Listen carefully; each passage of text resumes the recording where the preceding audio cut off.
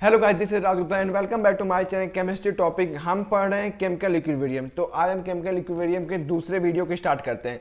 तो chemical equilibrium के दूसरे वीडियो में पढ़ना है relation between reaction constant and equilibrium constant. Reaction constant और इक्विलिब्रियम कांस्टेंट का रिलेशन पढ़ना है। तो रिएक्शन कांस्टेंट को क्यू से डिनोट करते हैं और इक्विलिब्रियम कांस्टेंट को के से डिनोट करते हैं। तो it is important to understand the relation between Q and K. Q and K में रिलेशन बताने के लिए इंपॉर्टेंट है। तो Q can be use to determine reaction will shift to reach equilibrium. Q जो होता है डिफाइन करता है कि कोई भी रिएक्शन इक्विलिब्रियम की तरफ शिफ्ट करेगा या नहीं शिफ्ट करेगा।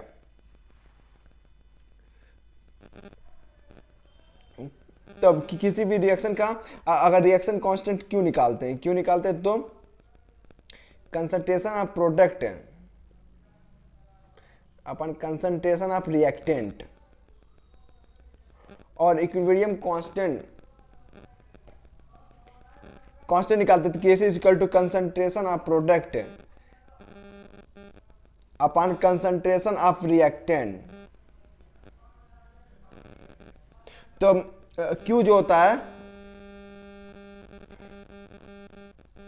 क्यू एट एंड पॉइंट पता चलता है एंड ऑफ रिएक्शन। क्यू जो होता है एंड ऑफ रिएक्शन पे पता चलता है और केसी जो होता है इक्विलिब्रियम पे एट इक्विलिब्रियम।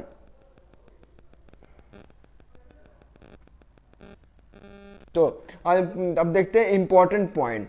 पहला ए क्यू है केसी के बराबर है। तो इक्विलिब्रियम अटेन रहेगा। और b if Q is greater than Kc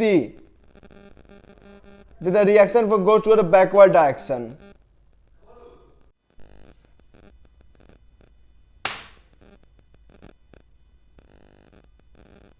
और तीसरा important point if Q is smaller than Kc और Q Kc से स्मॉलर देना तो रिएक्शन जाएगा फॉरवर्ड डायरेक्शन।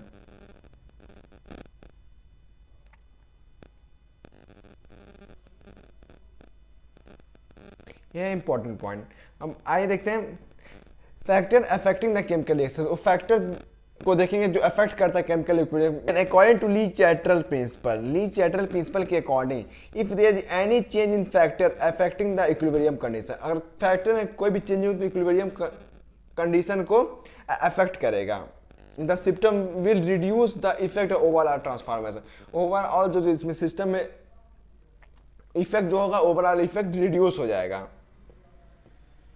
देखते हैं पहला चेंज इन कंसंट्रेशन में चेंज होगा। When the concentration of reactant और प्रोडक्ट इज चेंज। रिएक्टेंट और प्रोडक्ट का कंसंट्रेशन जब चेंज होगा there is a change in composition of mixture in chemical reaction. तो केमिकल रिएक्शन के कंपोजिशन में चेंज हो जाएगा। मान लीजिए कोई है रिएक्टेंट ए से प्रोडक्ट बी का फॉर्मेशन हो रहा है। If the concentration of reactant का कंसंट्रेशन बढ़ेगा तो प्रोडक्ट का कंसंट्रेशन घटेगा। अगर रिएक्टेंट को कंसंट्रेशन घट जाएगा तो प्रोडक्ट डाइल्यूट हो जाएगा। तो रिएक्शन का कंसंट्रेशन बढ़ेगा, इसका कंसंट्रेशन घटेगा। इफ रिएक्टेंट का कंसंट्रेशन घटेगा तो प्रोडक्ट का कंसंट्रेशन बढ़ेगा। अब आप देखते हैं दूसरा पॉइंट चेंज इन प्रेशर और वॉल्यूम। प्रेशर और वॉल्यूम से चेंज क्या इफेक्ट होगा। तो this factor have significant role to play only in the case of gaseous reaction. जो प्रेशर का इफेक्ट होता है अच्छा रोल प्ले करता है गैसियर रिएक्शन में। आइए देखते हैं व्हेन द प्रेशर इंक्रीज और वॉल्यूम डिक्रीज। क्योंकि प्रेशर और वॉल्यूम में इनवर्सली रिलेशनशिप होता है। प्रेशर बढ़ाएंगे वॉल्यूम घटेगा। The reaction takes place in the direction that decrease number of mole. अगर किसी भी रिएक्शन का प्रेशर बढ़ाएंगे रिएक्शन उस तरफ शिफ्ट होगा जिसमें नंबर ऑफ मोल कम हो। Decreasing the number of mole of total number of mole reactant product का जहां डिक्रीज होगा वहां रिएक्शन शिफ्ट करेगा। और when the pressure decrease and volume increase और प्रेशर डिक्रीज करेगा वॉल्यूम इंक्रीज करेगा तो reaction shift towards where number of moles is increase. For example पहला डिसोसिएशन ऑफ PCl5। PCl5 का डिसोसिएशन देखते हैं। तो PCl5 जो कि गैस है डिसोसिएट होगा PCl3 प्लस Cl2, तो 1 मोल PCl5 से 2 मोल प्रोडक्ट बनेगा, 1 मोल PCl3 एंड 1 मोल Cl2, तो 1 मोल से 2 मोल। देखते हैं इन दिस कंडीशन, इस कंडीशन में इफ द प्रेशर इंक्रीज और वॉल्यूम डिक्रीज, अगर प्रेशर बढ़ाएंगे वॉल्यूम घटाएंगे, hence the total number of moles in forward direction increase, जो फॉरवर्ड डायरेक्शन में नंबर ऑफ मोल्स होंगे वो इंक्रीज होंगे। Then according to Le Chatelier principle reaction shift towards backward direction, तो इसके वजह से Le Chatelier principle reaction backward direction में शिफ्ट करेगा, क्योंकि प्रोडक्ट में नंबर ऑफ मोल्स बढ़ रहे हैं। अब देखते हैं change in temperature on the basis of Le Chatelier principle के बेसिस पे, if temperature of system is increase then equilibrium shift in direction where absorb heat. अगर किसी भी सिस्टम का टेम्परेचर को इंक्रीज करेंगे तो इक्विलिब्रियम उस डायरेक्शन में शिफ्ट करेगा जो हीट को एब्जॉर्ब करता है।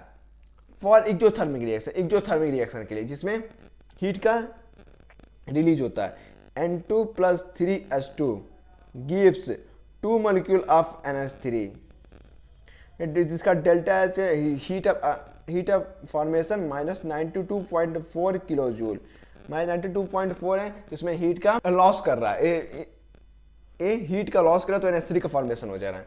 In the case of exothermic reaction के केस में if the temperature increase according to Le Chatelier principle equilibrium shift to always backward direction, equilibrium shift to always backward direction में shift हो, क्योंकि exothermic reaction में heat का release होता है, इसमें हीट रहता है, इसमें से हीट रिलीज होता है, तो इसमें बैकवर्ड डायरेक्शन आएगा अगर टेम्परेचर बढ़ाएंगे। फॉर इंडोथर्मिक रिएक्शन में मान लीजिए example N2 plus O2 gives 2NO और इसका heat of energy delta H equal two plus 180.7 kilo joule. तो इसमें जब इसको जब N2 और O2 को हीट करेंगे तो NO का फॉर्मेशन होगा, तो इसलिए डेल्टा H पॉजिटिव में है।